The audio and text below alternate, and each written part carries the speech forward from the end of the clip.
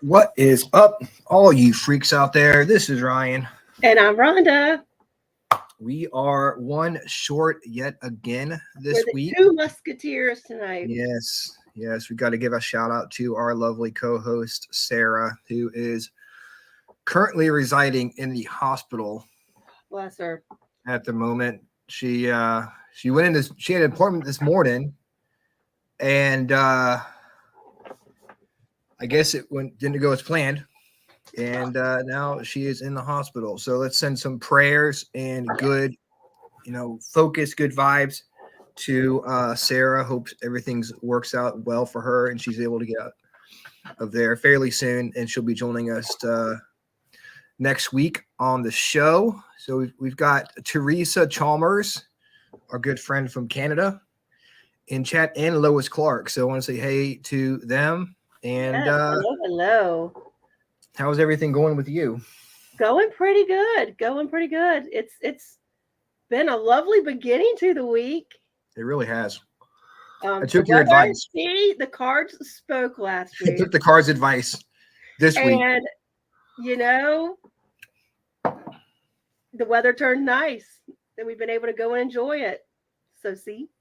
Oh, we've got Jonathan Keyworth coming on from JK Paranormal. JK Paranormal. Yes, Woo! and he's going to be. Guess what? He's going to be with us next week. Yay! We've got JK Hey, Paranormal. that's gonna be awesome.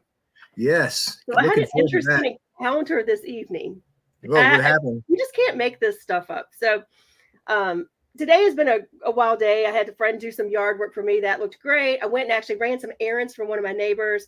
Was going to pick up some of her laundry from the laundromat. Got her some groceries. Did a couple of things. I got back. I was like, it's so nice. I'm going to go for a walk. Well, I have thought for a week that I saw a little cat. I thought it was a full-grown cat slide up under my shed one morning, and I was like, oh, I've got a cat. Ooh, so I've been scoping out for this cat. Never saw the cat. Been doing hair, kitty, and putting out food. Right. Yeah. So I decided to go for a walk this evening. So I go for a walk, and as I'm rounding into my backyard again, I see this little thing wobbling. It's a groundhog, and where does it go? Right under my shed. Oh, so your kitty. And I've been feeding a groundhog for a week. So there we go. you and your pet groundhog. I hope it's just one, but we'll see. Gotta correct myself. I am sorry. I'm kind of tired. I will admit that it is JK47 Paranormal coming on the show on Saturday. I don't even know what I'm talking when the show is on Tuesday. Tuesday. Yeah, he does. He has a show on the Legit podcast network, and he goes and watch his show every Friday night. Well, not every Friday night. When I get a chance, I'll watch his show, and he goes and he watches different teams do investigations and talks about them and stuff. So it's a fun show. I'm looking forward to talking to him about that. And if you're at home and you got looking for something to do on a Friday night, look up his shows, JK47 Paranormal or on the Legit Paranormal podcast, and check it out. He does a great job with his with his commentary on different investigations and stuff like that. So we're looking forward to talking to him. But I do have to wish everybody a happy World UFO Day. Really? Yes. World UFO Day. World UFO Day. Neither did I until I looked it up. That should have gotten more publicity today. Yeah, you would think on the people we follow. Yeah, on some of the pages we follow. Yeah. But it's also World I Forgot Day. So maybe they forgot about it. I'm surprised. All day long. World I forgot. Yeah, I'm surprised I'm here doing the show. Look, Jonathan, I forgot JK47 Paranormal and not just JK Paranormal. And now you can't be mad because it's I Forgot Day. So, and I'm mad. I'm just finding about it sucks. I'm just finding out about this tonight. I could have been using that excuse like all day long. Yeah. I forgot I had to work today. I forgot to get up out of bed. I forgot to wake up. See? And all we would be doing is celebrating the holiday. We could have made a whole show around I Forgot Day. Yeah. I could have forgot who we were talking to. I mean, just yeah. Now we got to wait like 10 years for it to happen again on a Tuesday. So we missed our chance.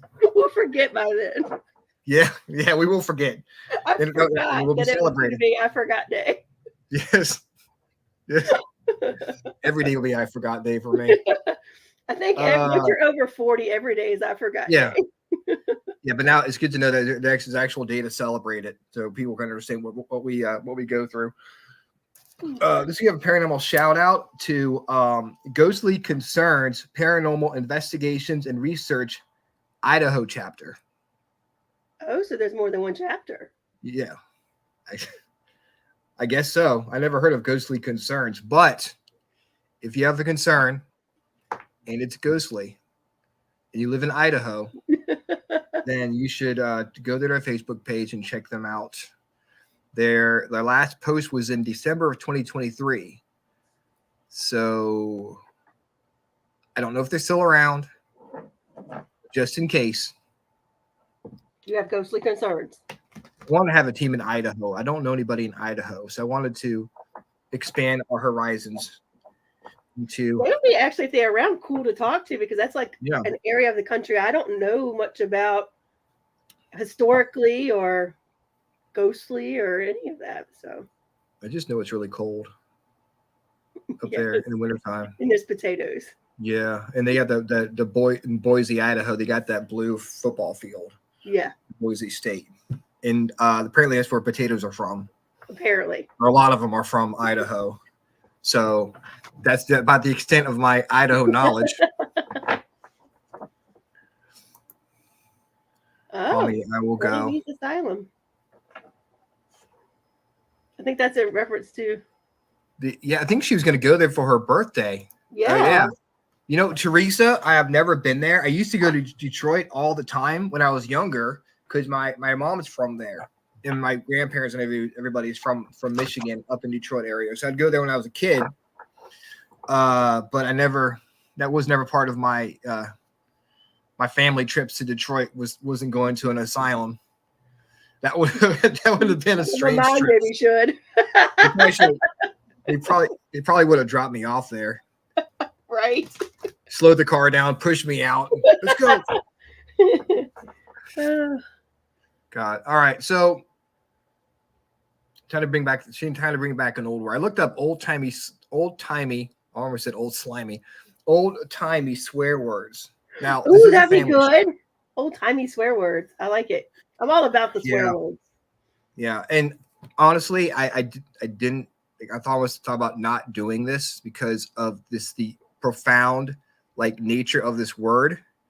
So, and this is like you have kids, push them out the room, tell them to go, cover the ears, do earmuffs, because I'm not sure if they can handle it. Are you ready for this, Rhonda? What's the word? Gosh, all Potomac. Gosh, all Potomac. Gosh. Gosh. Gosh. Ghost O Potomac. Gosh, all Potomac. Gosh, all. Gosh, all Potomac. Gosh, all Potomac. Was that from Virginia? I don't know. I don't even know what. I think it's a substitute for goddamn it, maybe. Gosh, all Potomac. Gosh, all Potomac. And I'm sorry if I keep saying it. I know that the kids are gonna be going to school, and it could be like teacher writing home a note to you. Just try to teach them that it's not the right thing to say between now and when school starts. They're going to be like, oh my God. And it's like, he just keeps saying it. And all the kids are saying it now. It's going to spread like wildfire. See, I was on the Potomac yesterday. I could have got them with gosh, all Potomac. I'm here. Gosh, all exactly. And then you would have forgotten about it. By today. Gosh, all By today. See, Teresa can't even say it. Gosh, all Potomac. Gosh, all Goshall Potomac. So it's 3 words. Gosh, all Potomac. But when you throw it with a southern gosh, all Potomac, you gotta. Gosh, all Potomac. See, yeah, you're right. We're gonna be blocked on Facebook. Seriously. We might even have the FCC coming down on us for that. We just, we are really just we're really bringing it back. That I see Jen. Everyone. I see Jen in the chat and in the queue here, and I challenge all of y'all just to rock some people's world this week. At some point, use Gosh, all Potomac. Gosh, all Potomac, and promise that you will, and throw some people see if they go what? Yeah. What did you say?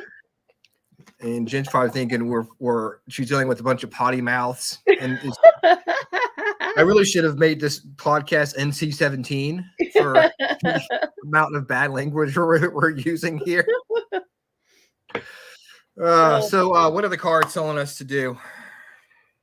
Oh, let's take a look and see what the cards say for this week. We're using the same deck as last week, which is the Halloween Oracle.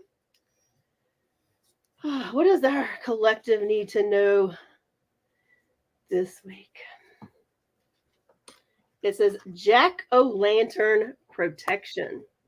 Oh, I like that. And I feel like that could come out for a lot of different things if you just think about, I mean, jack-o'-lanterns initially, I think, were used for some sort of protection. But I think as we're going into a holiday weekend, I think we need to make sure we're looking out for ourselves, looking out for others, being mindful of our actions, being mindful of how our actions could affect others. If you're lighting off fireworks, if you're out and about, celebrating, just make sure you're being careful. Make sure you say a prayer of protection before you hit the roads if you're traveling anywhere. So I think this is just good for all of us to kind of know to enjoy the holiday weekend, but make sure we take care of each other while we do it. And that's good advice, to be mindful of your surroundings and be mindful of people. Yep. Now, I'm going to try to remember to put that on the Freaking Awesome Show Paranormal Facebook page, so you guys will know. Because I realize it's National I Forgot Day, so you probably just forgot it already. I'll take a picture, and you, Brian, yes, you can post it. Yes, do that. So I mean, I totally forgot what you said. I don't even know why. Just protect yourself. Just be mindful. Be mindful of other people, and be careful out. I don't feel like it's a warning, like we all have anything bad coming, but I think it's just to be mindful while you're out and about. There's people which can cause its own issues this weekend. So, well, yeah. I mean, it's always good to be mindful of your surroundings, especially when you're dealing with fireworks. Yep. And everything like that. So this is actually Sarah's guest. Funny story. I messaged Jen, and I'm like, because I didn't see the conversation where I booked the show. I'm like, I might be crazy, but I have you on my schedule for this date. And she was like, and I was like, but I could find a conversation where I actually booked the show. He's like, oh yeah, we're good. So I think Sarah actually booked this show, and now she's not even here. Well, so that's okay. We got this covered. We're going to dedicate this show to our girl Sarah Hall Hayes. That's right. And we're gonna do a great job for her, and we're gonna hear some awesome stories about Galveston, Texas. Let's bring on Spooky Jen from Spooky Galveston. What is up? Welcome to the show. Hey, y'all. Welcome.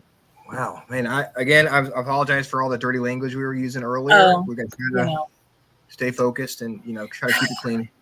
It's okay. Oh, God. I'm glad you didn't just, Rhonda, please. We have a, come on. It's one of those things that happens sometimes. Yes. So. It's so easy to say. It just slips out all the time. I bet it does. You can't help yourself. So, how is everything down in the great state of Texas? Hot. Well, it's here. And they tell us that we are now in the cone of uncertainty for Hurricane Beryl. So we're oh my God, patiently anticipation and waiting. We just have to see what happens. The cone of uncertainty sounds like a weird, bad Harry Potter movie. I mean, it feels like that because we never know. So when the cone of uncertainty finally narrows down, that'll happen within the next week, and then we'll know. And so the people in Galveston, yeah. So then, this is one of the really cool things about hurricanes. So we generally know about 5 days if we're really in the in the red there and we're going to hit it. But then we really know the evacuation routes and things, they really start telling people, all right, it's really coming this way several days beforehand. So we'll be able to get people out long before it ever happens. It's not like, where you live and there's earthquakes and tornadoes where these things just pop up and, and it's just, oh no. We have water spouts that come up that are water tornadoes sometimes, but they don't really do that much. And hurricane you can really prepare for. So it's okay. I remember watching this a documentary on the Weather Channel about a certain hurricane that hit Galveston back in like the early 1900s or 1900s or late 1800s that completely wiped it out. Can you talk about that? I'd love to, actually. I do hurricane tours about the subject. So on September 8th, 1900, Galveston was hit by what is now known to be the worst natural disaster to ever happen in U.S. history. There were somewhere between 6,000 to 12,000 people that lost their lives, according to official reports. I believe that number was actually quite a lot higher than that, personally, just because at the time when the hurricane happened, the United States Census was posted in the Daily News one day before the storm hit, and it said there were 37,800 residents and some change. But Galveston had a thriving red light district, and there were over 1,000 women that we know were working in the 500 brothels that were down there. Then we also had an active school for doctors and surgeons and nurses. So they were just getting back into session around the time that the storm happened. And then we also had children being bussed over from the mainland because Galveston had a better school district than the mainland did at the time. And then it was also a thriving tourist attraction. So we don't know how many people were visiting the island at the time of the storm. What was the month that it happened again? September 8th, 1900 is when it hit. So it was still really warm then. Yes. Still We were having what they call an Indian summer at the time, where the summertime was just, lasting a little bit longer than what it normally would have. And the water was still very warm, and they went through this terrible disaster. Now, the fun fact about this storm is actually there's several. The first one is that Cuba knew that the hurricane was going to hit Galveston head on. And they tried to warn the Weather Bureau, which happened to be in D.C. at the time because of the military installation, and they were in charge of it there. And they didn't believe the Cuban weathermen. And so they cut the lines and never told Galveston this was happening. Wow. So that's a problem. The next problem is that the meteorologist, weatherman, who was in charge of Galveston, his name was Isaac Klein, Dr. Isaac Monroe Klein. And he had written several years prior to this storm an opinion piece in the Daily News that stated that Galveston would never be hit by a tropical cyclone or any kind of catastrophic hurricane because of the way the island sits in the Gulf. He said that the water around the island was too shallow, and so it would never cause a problem. And because of that, they vetoed building a seawall. Kind of reminds me of what happened with the Titanic. They were like, "Oh, the ship will never sink," and a little bit. Yeah. Now we lose somewhere, according to the official reports, between 6,000 and 12,000 people in that one night. Remember, that's a lot. But I think that number was actually much higher. But from there, we had another really bad hurricane that was almost identical to the 1900 storm. And that hurricane hit in the year 1915. And the only difference between the two were really that the seawall had been built and the island had been raised. And the difference in the loss of life was just astronomical. In the 1915 hurricane, they lose 8 people, and that's it, out of the whole city. Wow. What a difference a seawall makes. Yeah. I mean, that's really, it's amazing that it was that big a difference between, the body count compared to the one in 1900. What time did this hurricane hit? So like all good hurricanes, this one hit at night. It started coming in early in the morning, actually. So you know how that phenomenon occurred in Florida where all the water sucked out into the, into the depths, and then it all comes rushing back? Galveston experienced something kind of similar to that. And then from there, the water just didn't stop. And the water was rising on both the beach side and the bay side. So it kind of converged over the whole island at the same time. And the entire island was the seafloor for several hours. So everyone's in bed, pretty much. Yeah. So the flooding started in the afternoon. So there were a lot of people who had already evacuated their homes and were trying to get to higher ground. But at the time, Galveston had a railroad system that would basically take you from the mainland over onto the island and then drive you all the way down to the beach to a bathhouse where you could rent your bathing suit for the day and have a great time at the beach and then, go home. Yes, I said rent your bathing suit. That's what they used to do. That, Yeah. That's why they used to have the full body bathing suits. Yes, like exactly. tiny ones.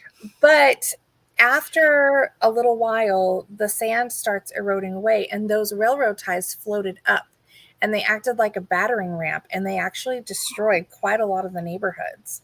And in that, instance of those buildings being hit, then, these buildings are being demolished and the people have evacuated to these spaces and they're no longer safe. So that throws them out in the water. Now, a lot of our ghost stories come from this time period, from this experience in Galveston. I mean, obviously you have, 6 to 12,000 people, according to the official report, that thought they were going to wake up on Saturday, a business day in Galveston, and have a regular afternoon.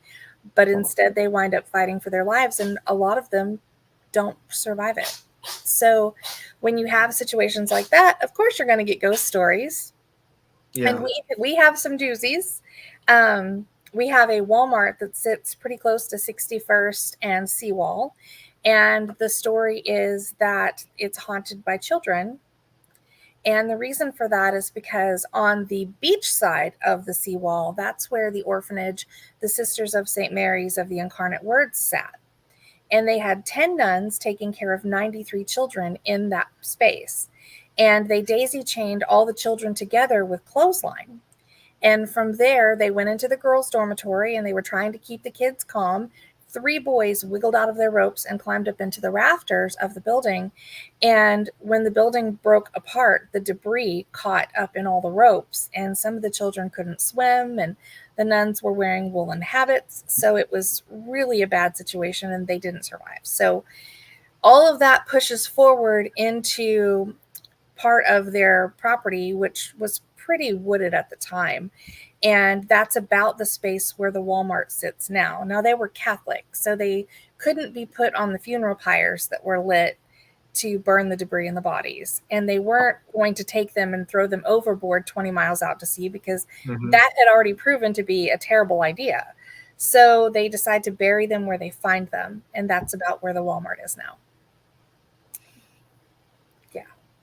They buried him with this. So did they not find them when they built the Walmart? No, the grave? No. At this point, they're very deep. You have to remember that after the storm, they raised the city. Okay. Yeah. They built this wall 17 feet high, and they raised the city to match that. So, over the years, I mean, there's just no way that they would have ever come across their bones building the Walmart. And plus, they didn't really use coffins, did they? Well, they really couldn't do much because they didn't have a lot on the island at the time. Yeah.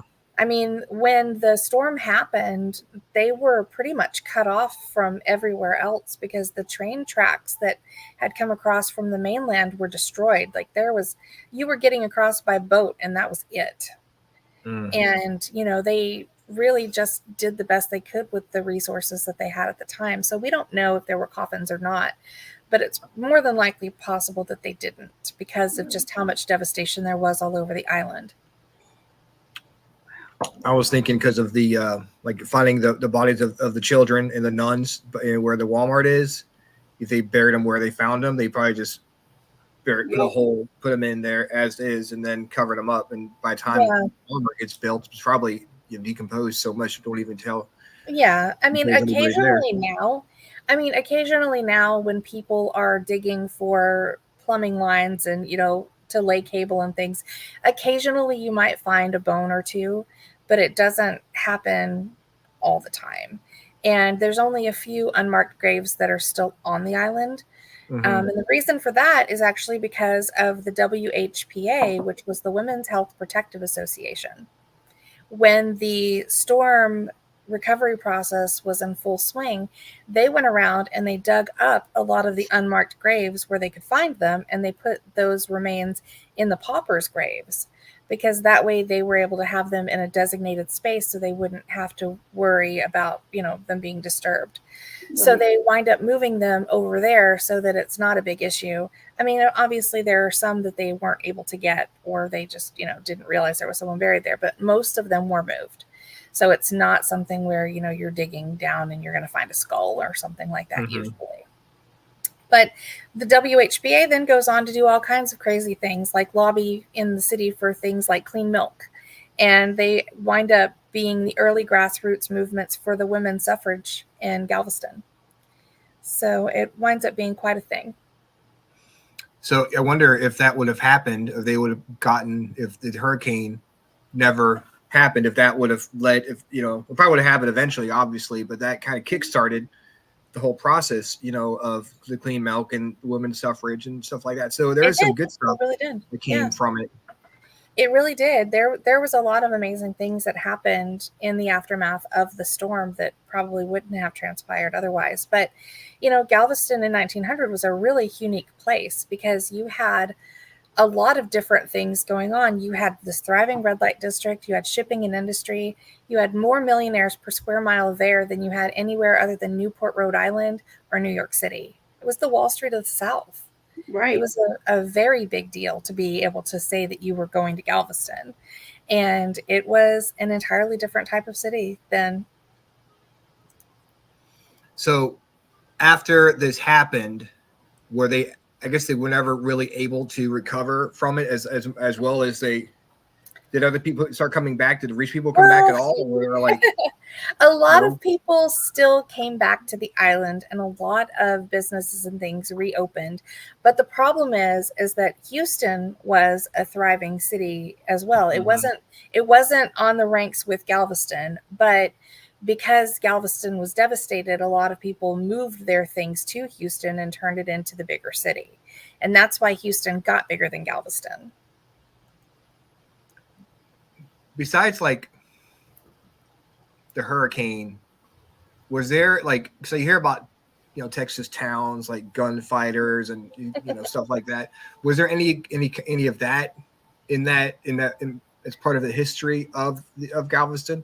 Well, we didn't really have much as far as, gunfights breaking out in the middle of the street or anything like that. But we did have some other things that are interesting. So Galveston has, during Prohibition, the Maceo family, which starts basically rum running and hiding people's alcohol for them. And it kind of becomes its own version of organized crime of sorts. And that runs until the Texas Rangers basically post up at the Balinese Room and make it so no one wants to go in there anymore. Now, the Balinese Room, they would serve alcohol and they were doing gambling and all the things that, you would expect in an establishment like this. And the Texas Rangers post up there. The way that they got away with it for as long as they did is when the Rangers would show up, there was a girl at the coat check desk, and she would press a button underneath the disc, and it would basically signal a light to flash in the orchestra. And that's when the conductor would have the musicians play The Eyes of Texas Are Upon You. And that would then get everybody flipping their tables, and there were nets underneath the Balinese Room where all of the things, the contraband, would go. And so they would go and grab all of it after it was all said and done, and the Rangers were gone. So that is smart. So they had that. There was the Battle of Galveston happened during the Civil War. A lot of people don't realize that Galveston was involved in the Civil War, but it absolutely was.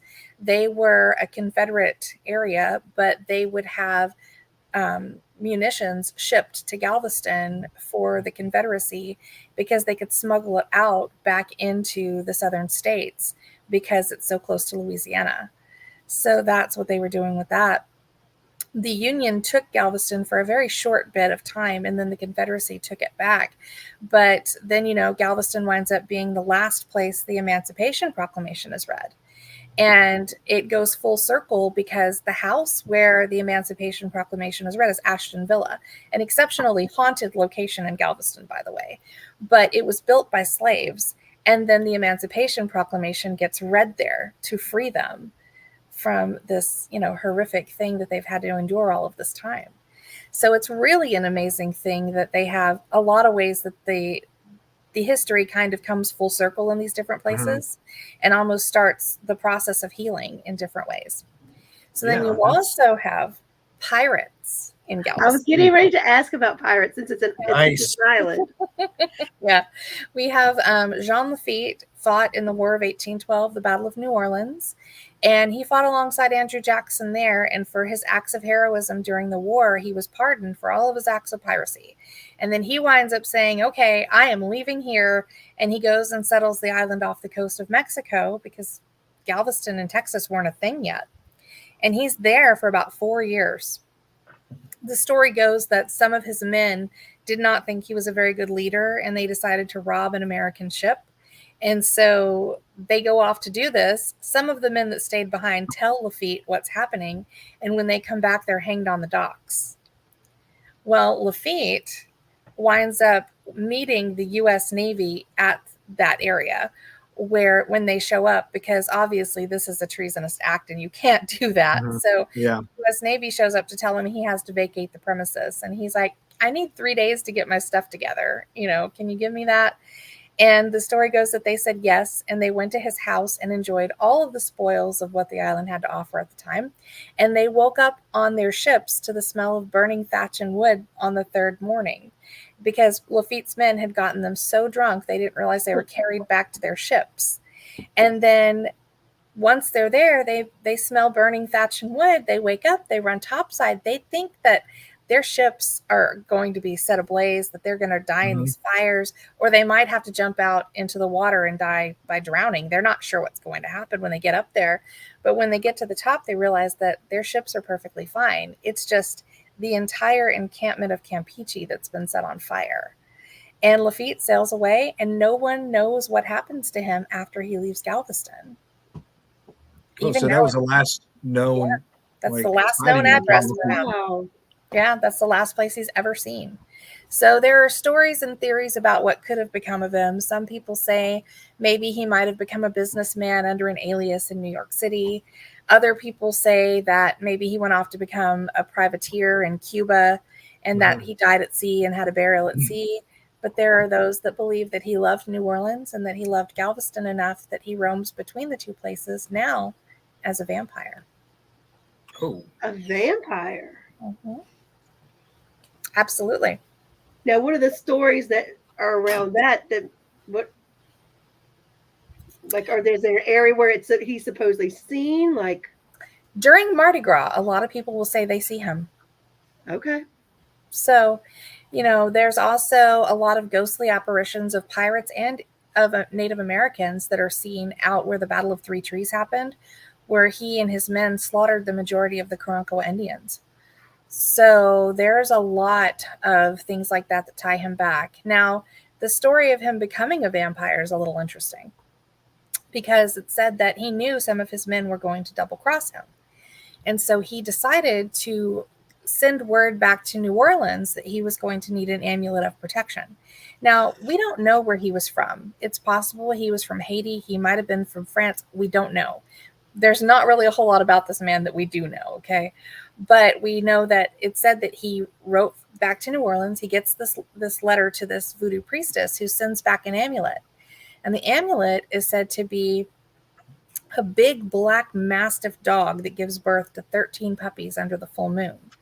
And she blesses them to be his protectors while he's on the island. Well, he thinks that they're just going to be his protectors for all time, and that's the end of it. But she makes a very specific statement that it's while he's on the island where she's at.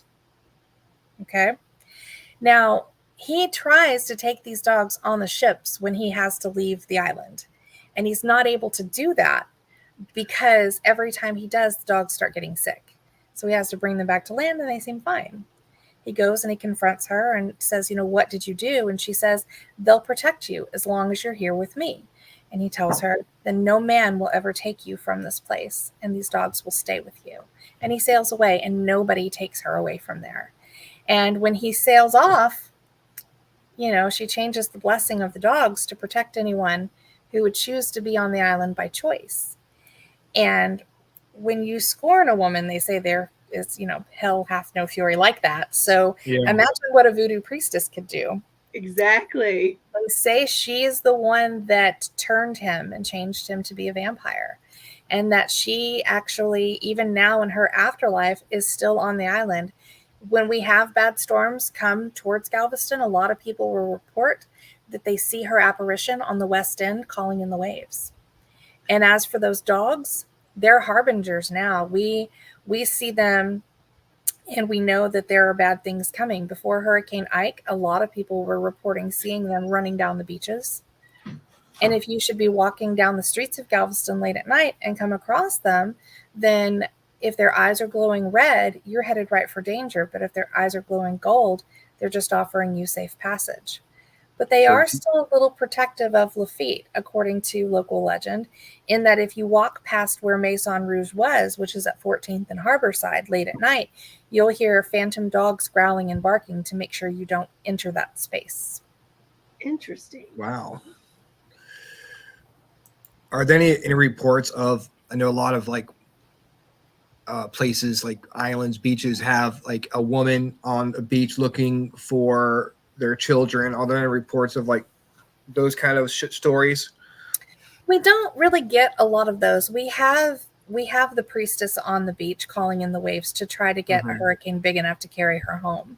But beyond that, we don't really have a whole lot of women looking for children everywhere. We do have Miss Betty Brown, who is said to have in her life been really keen on racing horses and carriages after hours, like after midnight. And apparently she was very good at winning these races, and she would have more horses and carriages than what she would need. And so sometimes even now they say you can see her apparition after hours still charging her carriage down Broadway. Interesting. What is your favorite place like on the tour? Well, that really depends on the tour because we have a bunch of different ones that I do. But I'd have to say I love the Hutchings-Seeley building probably the most down in the Strand area. And the reason for that is because of the story from the 1900 storm that comes from it. This is local legend. There is really not very much to validate anything that I'm about to tell you, but there's one news article, and I'll tell you. The story goes that the water raged 17 feet deep down 24th Street. And there was a woman who was being caught in the water, and she slammed into the side of the Hutchings-Seeley building, and she slams into the second-story window. She breaks out the glass, she climbs inside, and once she's inside, she finds some rope.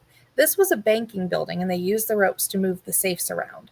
And that's what she grabbed. And she finds it, she ties it around her waist, she ties the other end around one of those stationary safes, and she jumps back out into the water.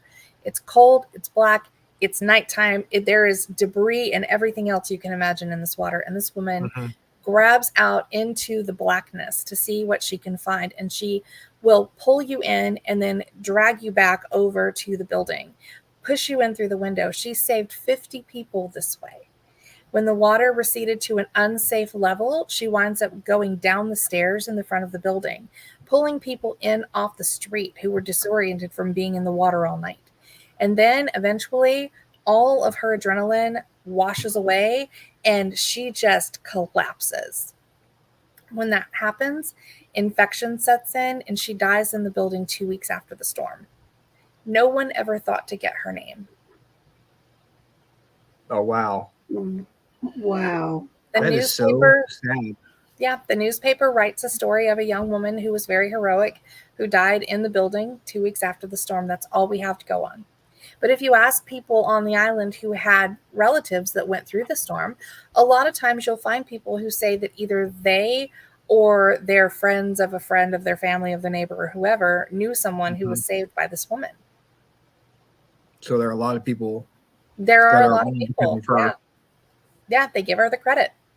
And her apparition is said to still be seen pacing the windows on the third floor, where they are said to have actually housed some of the bodies of those that did not survive. So of the haunted locations in Galveston, are the majority tied to the storms, or are there some with more seedy or malicious intent kind of haunted locations? There's a hodgepodge of everything on the island, honestly, because Galveston went through a terrible economic downturn when the Maceo family that ran the crime syndicate down there, when they pulled up their stakes and moved to Vegas, Galveston actually went through a terrible situation where it was just not a safe place. And it stayed pretty bad up until about the 1980s. So it would not have been safe to walk around the historic district at that time. It would not have been safe to even really drive down that way. It was a really bad place for a long time because of the situations that were going on. But you have a lot of different things. So you have stories of the gatekeeper down in Lakeview Cemetery, who, do you know much about different types of cemeteries? A little. And I know they're above ground, like in New Orleans. Okay. We don't have those. We have in-ground cemeteries, okay? But we have a situation where, you know what a perpetual care cemetery is, right? Yes. Where you're in perpetuity and you're cared for forever. Mm-hmm. Yeah. Have you ever encountered a non-perpetual care cemetery? Yes, there is a cemetery in Richmond called Evergreen Cemetery. It's an African-American cemetery, and it is not perpetual care. It is completely overgrown. Okay. Well, we have a non-perpetual care cemetery called Lakeview. And in Lakeview, after you've been in your plot for a prolonged period of time, they will remove your headstone, they will take the remains out, they will dispose of them, and they will put someone new in the ground. What? Yep. Wow. So you're basically renting the space for a little bit. That is exactly what you were doing. Well, then where do they put you? That is a mystery. I don't know what happens to remains when they pull you out of the ground. I do know, however, that, anytime that they need to move someone out, they do. And they will leave the concrete vault that the casket is in sitting on the side of the road in the cemetery until they're ready to dispose of it. I mean, I guess there's only so much space for That's true. bodies, but still, it still seems like, I don't know. Well, there's bad, I just never realized there was places that were not your final resting place. Yes. This is your rented resting place until we deem. Exactly. We're gonna put you where what? Get out your system. Just we'll let your family see you for a little bit, and then you got to go. That's pretty much it. Now at Lakeview, there was a man who was said to have been really passionate about his job tending to the graves. And then when he dies, he's buried in Lakeview. And then over time, the cemetery changes hands, and that's when this non-perpetual care business starts. And he doesn't like it. So if you go into the cemeteries after hours, he's turned into kind of a spirit apparition that will charge at you and make you leave the cemetery. Because he wants to make sure you're not trying to dig up the bodies to move them. Exactly. Oh my gosh. So I wonder if that's if that's just a Galveston thing or other islands do that, because like I said, there's only so much space you have on an island. I don't know. I mean, in the 1940s, Magnolia Grove Cemetery was decommissioned, and it basically was a situation where they pulled the headstones and then they pulled some of the bodies, but they didn't pull them all.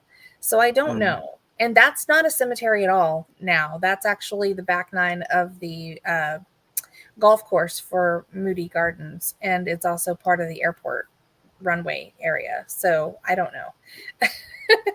So I'm sorry. So they have real headstones for these people who passed away, right? Legitimate headstones, yes. And they pull them. Those things are expensive. Are the families paying for the headstones, or is the cemetery doing that? Vaults are expensive. Everything's expensive. It's probably the families that are paying for it. And they remove people, like you'll have really, really old headstones that they'll take, and there's probably not much remains left in those spaces, right? Because we're talking like 1800s, whatever.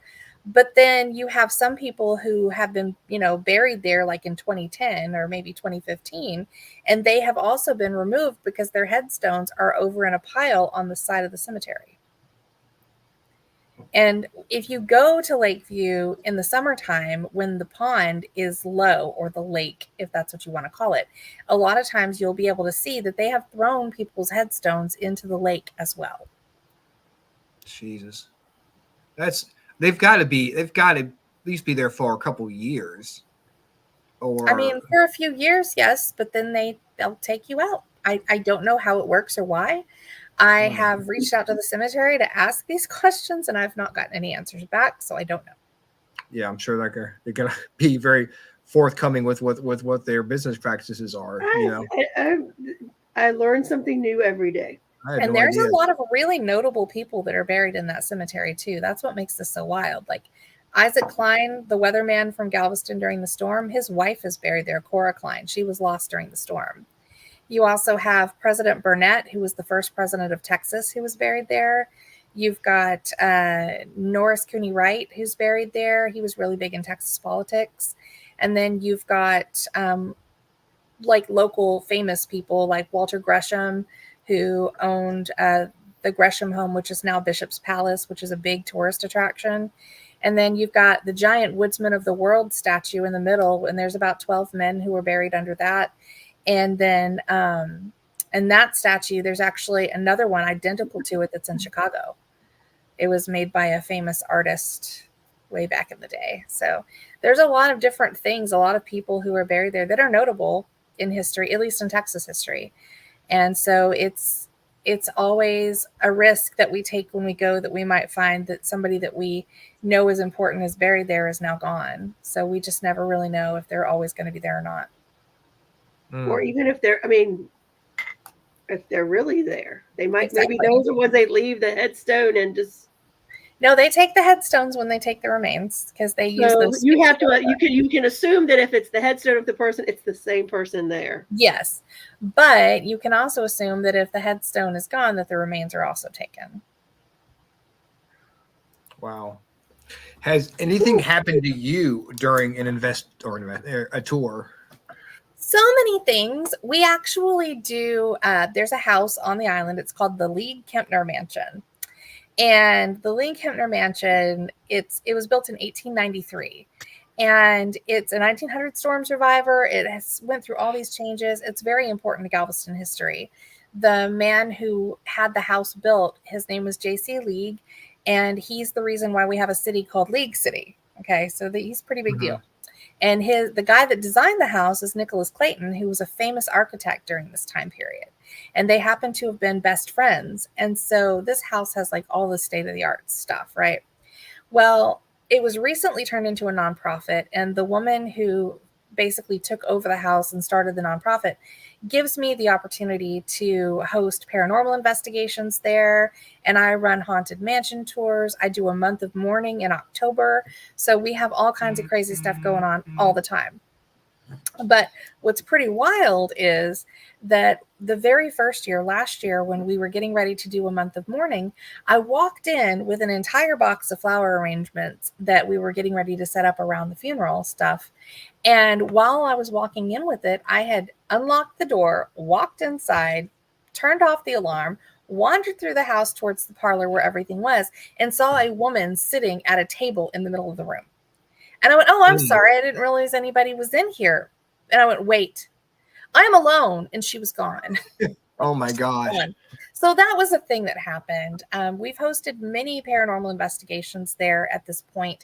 And on the very first one, they were using a flashlight to ask yes or no questions, telling them to turn it on or turn it off, depending upon what the answer was. And it was happening. Like there's like 50 people upstairs around the room, and this flashlight is in the middle of the room on a table. No one near it. And it was turning off and on, which is kind of crazy. And then they decided to do the Estes method downstairs in the dining room. And they were doing it, and it was giving specific names as answers to questions that they were asking that were right. I mean, it was tremendous. Like people were getting chills. And if you looked, there's actually a fireplace in that room, and they had the person doing the Estes method with the headphones and everything on, sitting in front of that fireplace. And the mirrors that are on the back side of the fireplace, you could see shadow figures and things moving. And everybody was sitting down in the room. So there was no reason why you should have been able to see things like that, but it was absolutely happening. We had another one where just a couple of days ago, actually, where this nice couple from Kingwood come in, and they're doing their investigation, and they're asking all these great questions, and they're like, well, what is your favorite holiday? And it said Christmas, clear as day, right? And that was one of the greatest things, because my sister does all of the Christmas decorations in the home. And when we took them all down in January, like right after the holidays were over with, the house, it just felt really dark. Like there was like people were mad. It felt like people were mad. And we were like, we're sorry, but the holiday is over and they want us to take the decorations down. But, it was really weird to have that kind of validation, because they had no idea that we had done any of that stuff, and they were getting names of people who were in the family. And it was just really wild. So we love it when things like that happen. Oh, yes. That is so cool. That is awesome, man. So when is your busiest time of year for giving your tours? It really varies. Summertime can usually be pretty chaotic, but we also do a lot of things in October. So we're doing Ghost Coast Festival this year, which is a fundraiser for the Lee Kempner House. So we're going to have psychic mediums come in. We've got some paranormal investigators that are going to host the investigations. We've got vendors that are going to come in and set up for a while during the day. We've got panelists that are coming in to talk about the different things that they have going on in their world. So it's just going to be a whole fun event. But we also do cemetery tours. We do strand tours. I partner with Carriage House Rentals, a golf cart ghost tour situation happens with that. We do 1900 storm tours. I partner with the county museum for this stuff. We do a little bit of everything. Galveston, for the very first time ever in the history of the city this year, is going to have a Halloween parade, which has never happened before. And we get to be a part of that. Some of our good friends are organizing that over at Proletariat, the Misfit group. And so we're really excited for that. Melissa Hall does she's the ghostess of the Galvez, and she's a really good friend of mine, and she's going to come on and help me do some panels and things during Ghost Coast Festival. So it's really a group effort, but we're making the things happen, and we'll be pretty busy in October. Now, the one thing, though, that is hard is that we do have some national chains that have moved in on the island. So if people are coming to Galveston and they're looking to take a local tour with a certified tourism ambassador and perhaps a tour guide that has a lot of experience, I've been doing this 10 years, then they need to dig a little bit deeper than the first Google ad that pops up, because I'll never have the money for advertising that the national chains do. So you'll never find me right away if that's how you're looking. Well, I know where to look if I come to Galveston for any. Yeah, you know how to reach me. Yes. I've always wanted to go to Galveston. I've spent so much time in Houston for work, but I've never made it to Galveston. So it's like one of the places I've wanted to go so badly. And now, I really want to go. Now you're going to come down and be like, hey, show me the things. And I'm going to be like, let's go. Yes. You got to book a lot of different tours. For sure. Yeah. Well, we have so much history. Like I do a women's history tour. I do the vampire tour, the cemetery tours. The golf carts give us the freedom to go everywhere. So we have that. Then I do the Lee Kempner Mansion tours. I mean, I've had to really diversify and do a lot of different things in order to be able to stay relevant, because the national chains really do hinder a local business. They really do. Do you have a favorite tour you do? I love the 1900 Storm Tour because of the history, because I'm a giant nerd.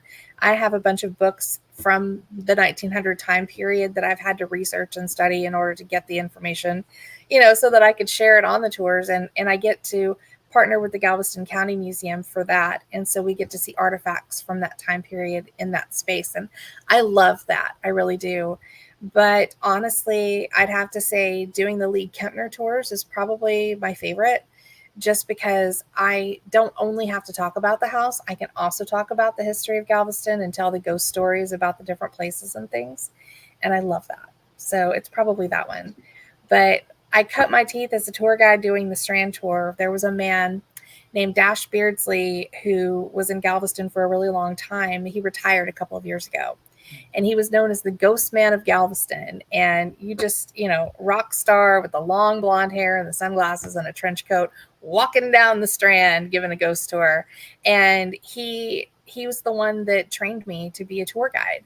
He was the one that gave me my shot to do it. And so I now own that company, and I get to honor the legacy of what he built by being able to do those. So I love that tour too. See, it's hard to choose. It's hard to choose. With a name like Dash Beardsley, Yeah. it sounds like someone that would be doing a ghost tour. Just and a professional musician too. He traveled quite extensively, and he played in a lot of bands. He has videos on YouTube of all the different things that he did. He was definitely a character. Phil Payette says he's been to Galveston twice, both times to visit the remains of Fort Crockett and Fort San Jacinto. San Jacinto, yep. Travis, yeah. Mm-hmm. Are any stories to go with those locations? Well, Fort Crockett, that's where the San Luis Hotel is now. And there's still bunkers and things that you can kind of get to, but it's not really safe. So we don't generally talk too much about that stuff. But I can tell you that where the San Luis Hotel is, that there are still remnants of Fort Crockett underneath the hotel. And security guards, they hate patrolling down there because they hear things and they see things out of the corner of their eye. It freaks them out to no end. I've talked to many of them, and they hate being in that space. A few years back, they actually found some coral snakes down there, so they have to be super careful now when they go down there. But yeah, as far as ghostly things in that space, there's not really. I mean, there's more sad information about that place than there is anything else. A few years back, there was a woman who actually checked into the San Luis on the 8th floor with her family, and she wound up shooting them all. And it's a terrible story. And sometimes when the people that check in on the 8th floor get settled, they'll hear children playing in the halls, and they'll call the front desk and complain about the children that are running loose. And then when they go to check, there's no children. So there are some things like that. But I generally try to stay away from stories that happened so recently. My rule of thumb is usually, 20 years out or more, and we're good. So that's probably enough time between events where things have settled down enough where you're not going to affect people's families as much. Exactly. Talking about something that happened 5 years ago or whatever. Yeah, because I don't want for somebody to come out on a tour and hear me talk about something that happened to somebody's friend or, somebody that they were related to. I would never want to do that. There are some tour companies that'll take you by the Durst home. Do you know what the Durst home is? Yeah, I don't know anything about Galveston. So anything you say, I don't know about. Well, you probably know this story, but you don't know this story. Robert Durst was a millionaire. He was some sort of tycoon. He had a lot of money. I think he was a real estate mogul is what he was. And his wife went missing in the 1980s. And she had left a note and apparently hopped on a train, and no one ever saw her after that happened. And somehow this guy winds up living in Galveston. But he doesn't just wind up living in Galveston. He winds up living in Galveston posing as a deaf, mute woman. Huh. Yeah. I have not heard the story. There's an altercation with one of his neighbors. Don't know exactly what transpired, but he winds up shooting his neighbor. And then he dismembers his neighbor in the bathtub. And then he winds up throwing this man's body parts into trash bags and throws them out in Galveston Bay, where they are recovered by a 13-year-old boy who was fishing. Jesus. Well, with a twist to this, he didn't serve any time for that because he was able to be acquitted on it. What? How that happened? Don't really know how that happened. Just know that happened. And he wound up serving time for other crimes that he had committed in other places. And with that, he actually died in prison not that long ago, a few years back. And so that house where he did these terrible things, it's on a lot of the tours downtown, in the historic district, in the historic homes district. So there's that. Wow. If you've ever heard of the I-45 killer, I-45 killer, what is a murderer who would pick up hitchhikers along the way. Yes. And the police weren't ever able to catch him. A lot of that has to do with the fact that the police forces in the different cities would not work together to share their evidence or any of the information that they had collected. And so this person was never caught. But he was known to pick up women and young girls off of the seawall. Wow. Oh, wow. Yeah. So there's a few different things. There's a few different things in Galveston. So now, it's not all old-timey stuff. It's recent stuff too. Yeah, there's a lot. We've had a lot of different things. Ask me about the creepiest thing that ever happened to me in Galveston. What was the creepiest thing that ever happened to you in Galveston? I'm so glad you asked. So my friend and I were actually sitting out on the beach. While we were standing there, we were waiting for the first cold front of the season to come in, because there's nothing like that first burst of cold air to hit you when the season happens. And we're standing there, we're kicking our feet in the sand and we're playing in the water a little. And all of a sudden it looks like something grabs her ponytail and drags her backwards, but we were the only two on the beach, so that was a problem. And then the wind and the water got very still and just kind of stopped altogether.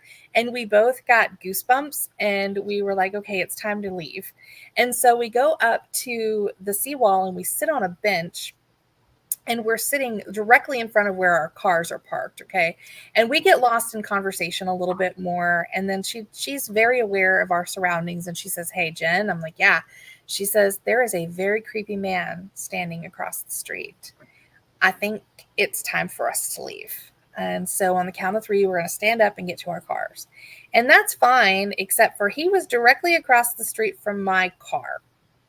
Oh. So when we stood up, he noticed us. And as I'm trying to get to my car, he rushes towards the door of my car. I get in, I slam the door, I put the key in the ignition and turn it over. And when I do, the lights come on. Well, she's parked in front of me and my headlights blind her. So she doesn't see where this guy goes. And he just seems like he vanishes, like he just disappears. And I'm thinking, oh man, this dude just like rolled under my truck, or he just jumped in front of it. And I carry a crowbar with me in my truck. I have horses. I grew up in Houston. I'm not really scared of a whole lot of anything. So I hop out ready to do business with my crowbar, and he is gone. And he's not running down the beaches either. We checked. He was just gone. We don't know where he went. So the next night, we come back to the island because we have ghost tours to do. And after we're done with our tours for the night, we all go to the IHOP to hang out with the other tour guides that had given tours too. And just to let them know about this creepy situation so that if they should encounter this man, they know to be on high alert. We finish with dinner. We go outside. The security guard from the San Luis, we're all in the same complex, okay? He walks over to tell us about the latest creepy thing that happened to him down in those bunker area underneath the hotel.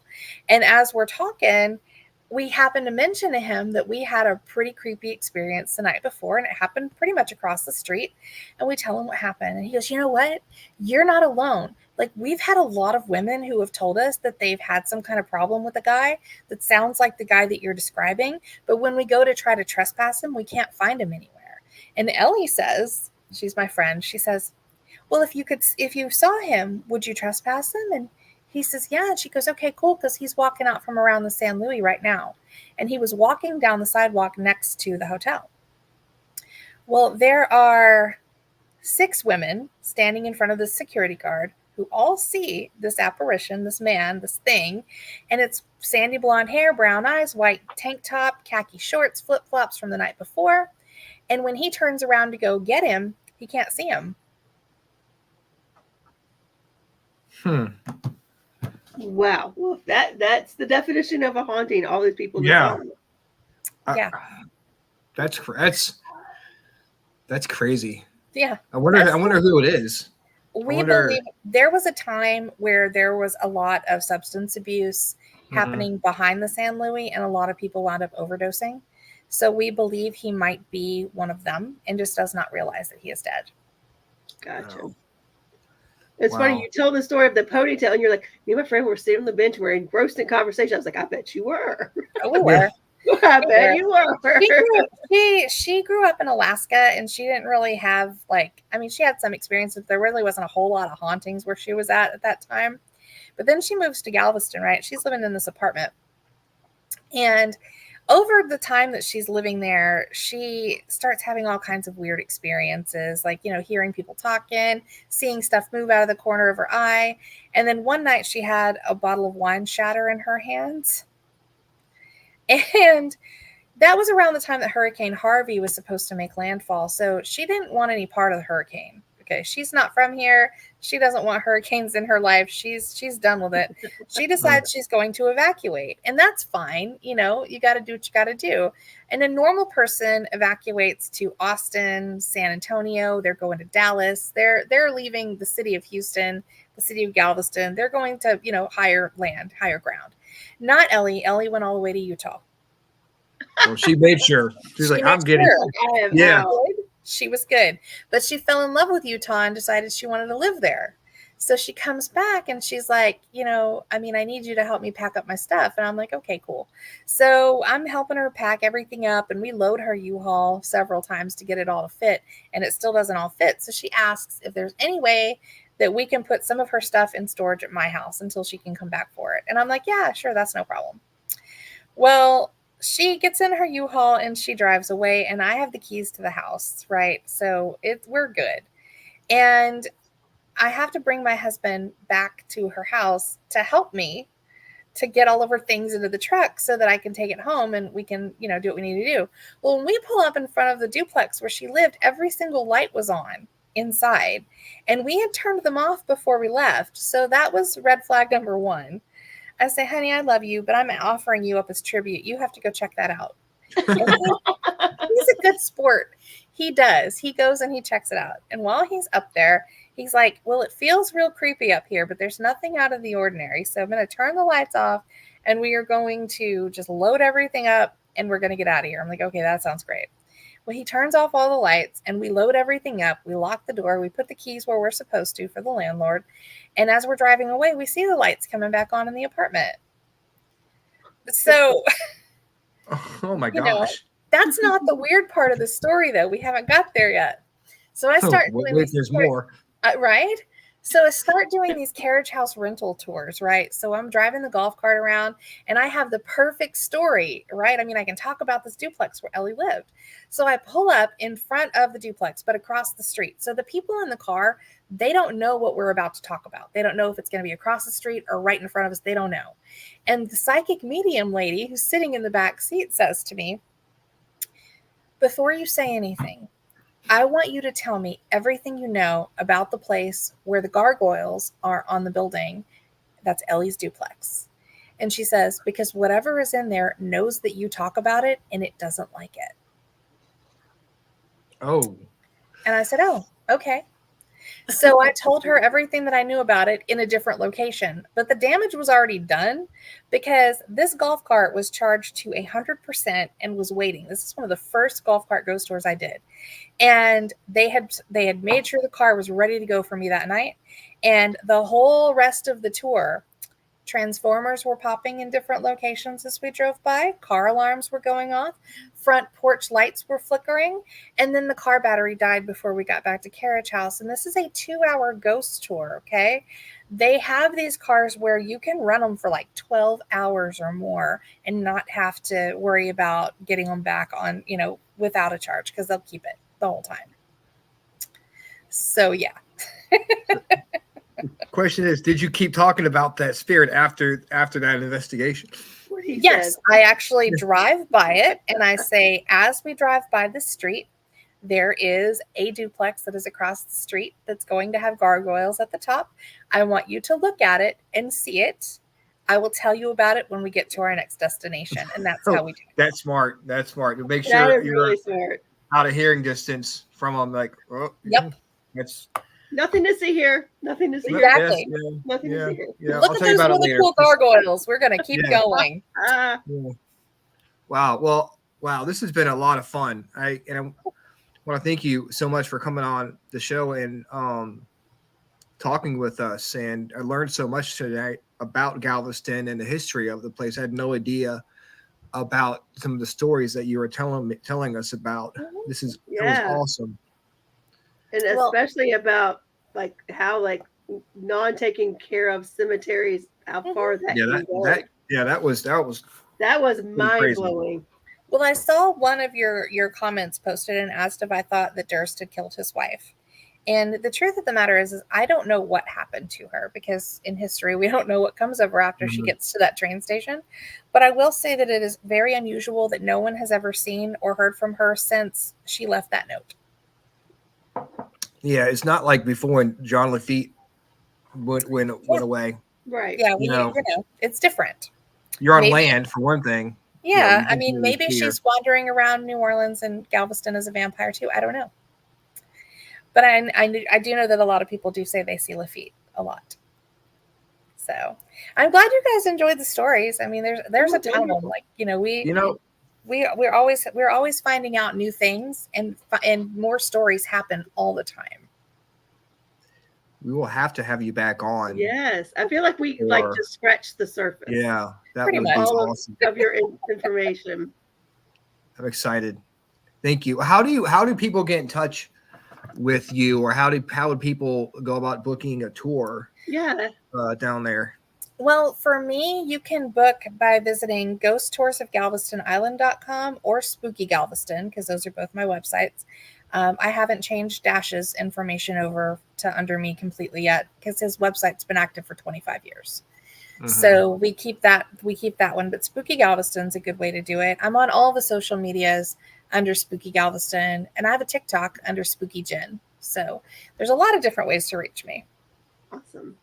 Well, thank you very much for coming on the show. I really appreciate it. And we will definitely try to send some business down your way, and we'll be sharing all your stuff, and hope to have you back again soon. Sure. And next time you're in my neck of the woods, reach out. I will, definitely. So next time you're up in the Virginia area, reach out to us. We know my sister used to live in Indian Head, Maryland. Okay. And so, I mean, we used to be up that way quite a bit. I mean, you guys got some spooky stuff going on over there. Oh, yeah. Yes, we have do. we've got some, Rhonda does Belle Grove Plantation up in was it Front Royal? No. It's in Port Royal, Port Conway, King George County, Virginia. Yeah. And I do the cabin on 360, which is in Mechanicsville, Virginia. Which is all Civil War. We have stuff. a lot of connections with other things in Virginia. We are friends with other teams that host other locations. So if you're ever this way. All right. I'll keep that in mind.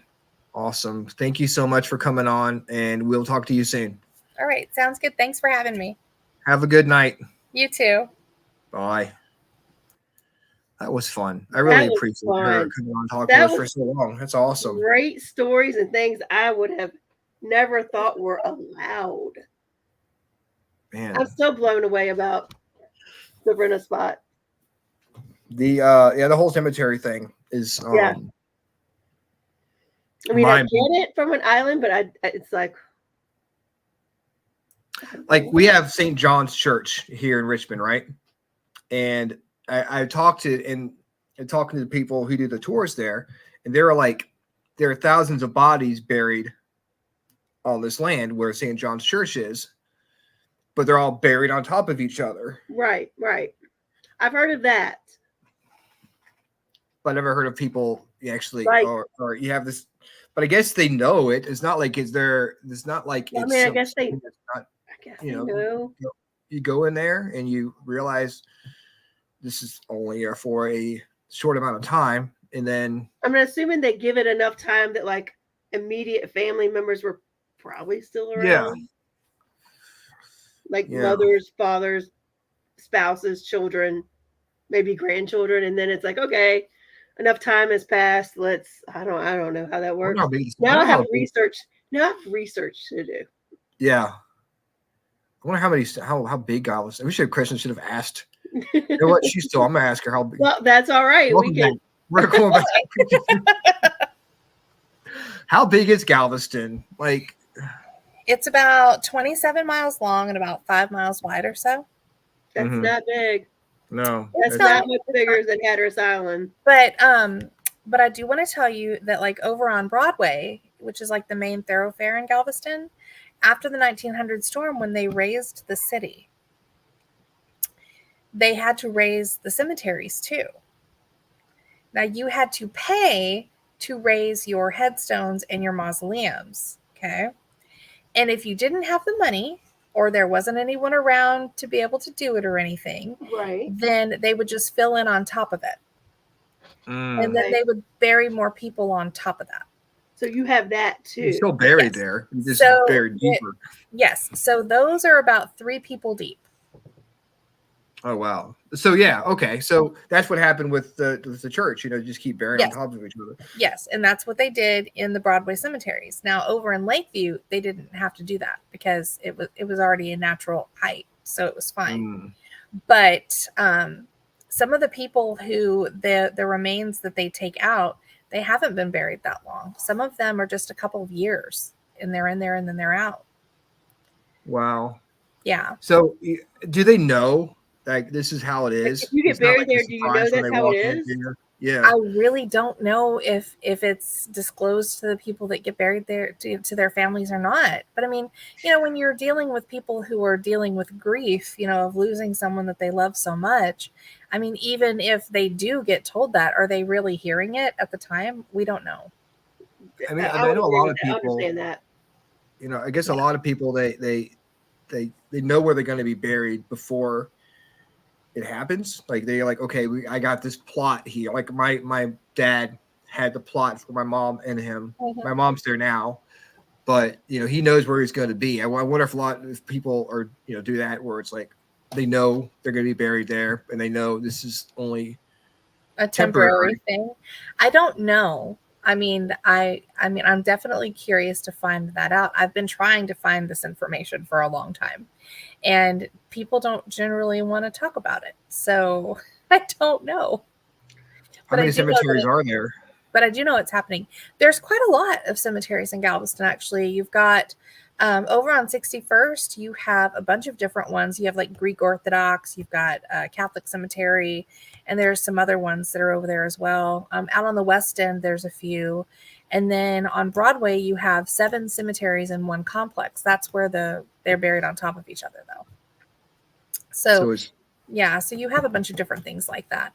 Now, in the very first early days of Galveston, they didn't have cemeteries, so they thought it would be a good idea to bury people in the sand dunes. Oh, yeah. That didn't work out. How'd that work out? Not too good. Man, that's Yikes. crazy. So it's not like they don't have any choice. It's not like, well, this is the only place we can go, so we got to go here. There's a lot of options as far as cemeteries go. I mean, and you're not just, confined to just Galveston Island. You also have Galveston County back on the mainland, and there's a ton of cemeteries over there.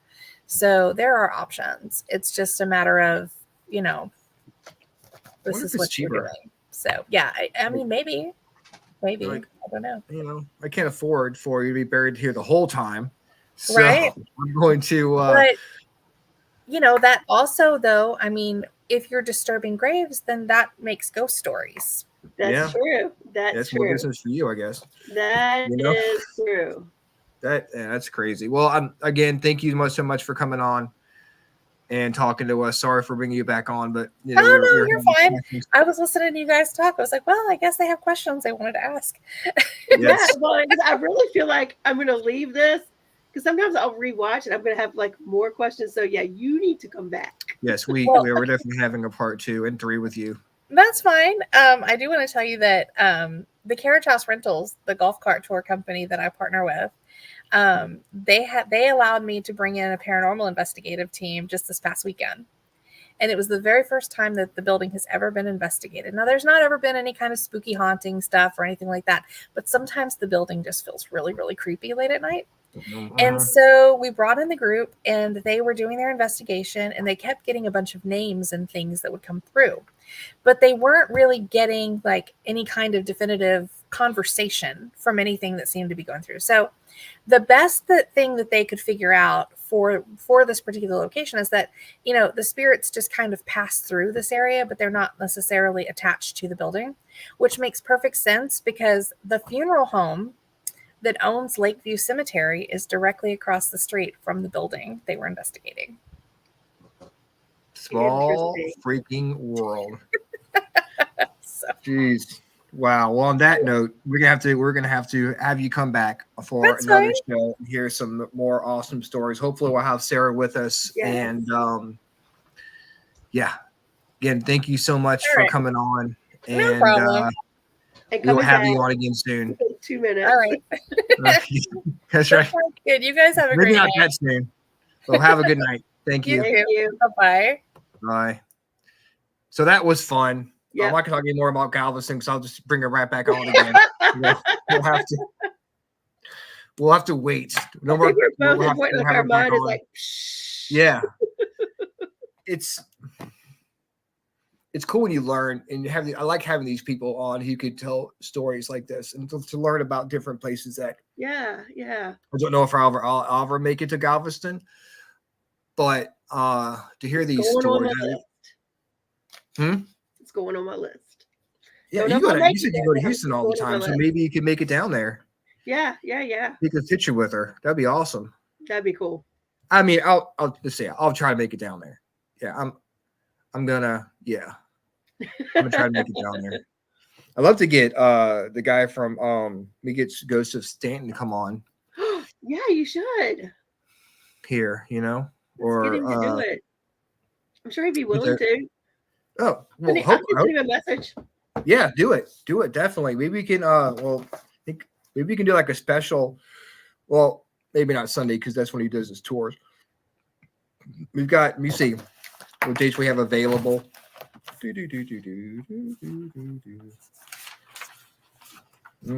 So we're like in like November. Next one we have available. I have a couple people that I think make sense. So message me dates, and then I can reach out and see what we can grab. Yeah, because I know you talking to your friend, the medium friend. Yeah. Well, she's actually studies fairies and a lot of other. She's an investigator. Her name's Nikki Folsom. We want to have her on for sure. Yes. We want to have Carrie Lynn, the medium, on, and then Dale Quigley of that they're podcasters out of Canada. We want to have them on from the Paranormal Voice because they said, well, I said, would y'all want to join us? And like, yeah, we'd have y'all on too. So that would be cool. That'd be awesome. So we'll have Carrie Lynn and the Paranormal Voice and Nikki Folsom. I'd like to try to get with her, and her schedule's probably busy too. So just shoot me the dates, and then I saw that our buddy Luna, Spooky Luna, she started a Patreon. So we probably should reach out to her and see if she is ready to promote, maybe do a podcast with and promote her Patreon page. Yeah. I mean, I know she went, I know she started doing true crime. I'm not sure how that is going. Yeah. I saw she put the preview out for everyone to see. Yep. She's started her own Patreon page. She's doing some stuff with that. So maybe we could pump her up a little bit too. Yeah. I mean, I watch her TikTok lives. Me too.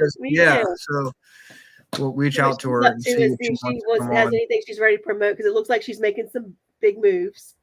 Awesome. Yeah, we will definitely do that. Well, what do you have coming up? Our next thing is, July 13th, which is our paranormal lockdown at Belgrove. It is sold out. Nice. But there is another one on August the 17th. But I believe there's still tickets available too. That's our next thing. After that, we have a private investigation on July 20th. And I believe on the 29th, I think we all might road trip to Gettysburg for a day, maybe. We're talking about it for the bash. And then the next thing I have personally going on is August the 4th at Peaceful Easy Healing. We're doing a wellness workshop. So I will be there doing some card readings. Kim Sage will be there doing some meditations. It's all about just like healing your inner child. And I think there's a few tickets available, but they're selling fast. So it's just kind of an afternoon of wellness if you want to join us. Is that at Bell Grove? No, it's that Peaceful Easy Healing in Fredericksburg. Oh, shop. Yep. I got you. That's awesome. How much are tickets? $55. Definitely worth it. You got it. Focus on yourself.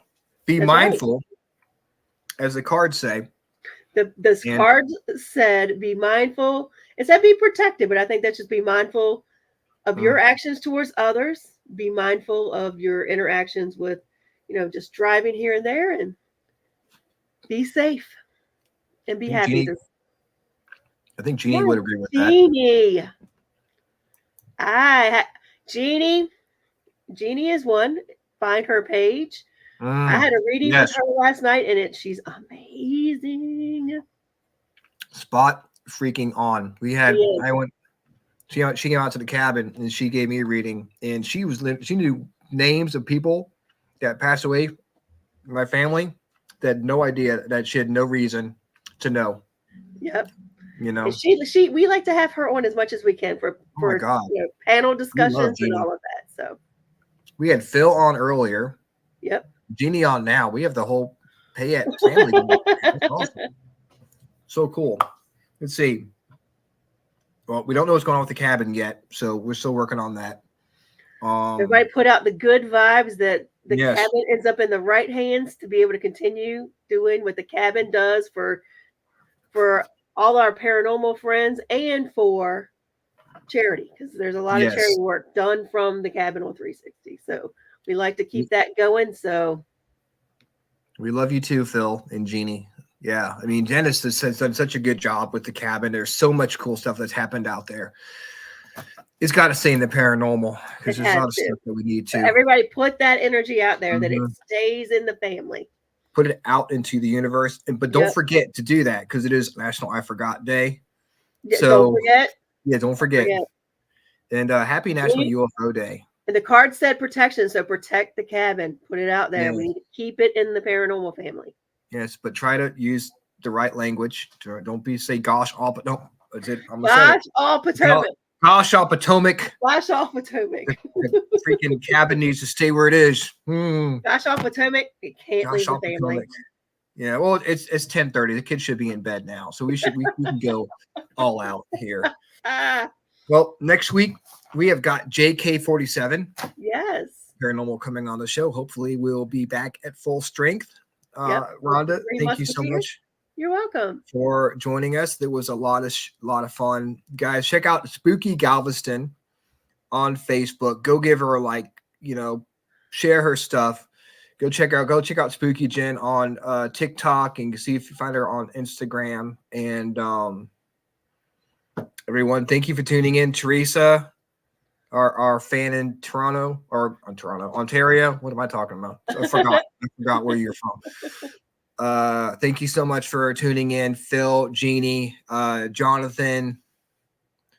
We got Sean, Michael, Frederick, our friend from we had him on the show. He watched it for a little bit. That's awesome. Lois and everybody else. Wolfpack Paranormal. Yes. Sullivan. Yeah. Michael Brooks. Yeah, John Sullivan. I saw him this weekend at the. I heard. Yeah, I did too. Yeah, you saw him at the no sleep. I don't know how he did that. He went from investing in the cabin to going to Lynchburg. That's freaking crazy, man. All right, guys. Thank you so much. We'll be back here with JK47. Same freaking awesome time. Same freaking awesome place. And we'll have a good night, guys. Bye. Bye.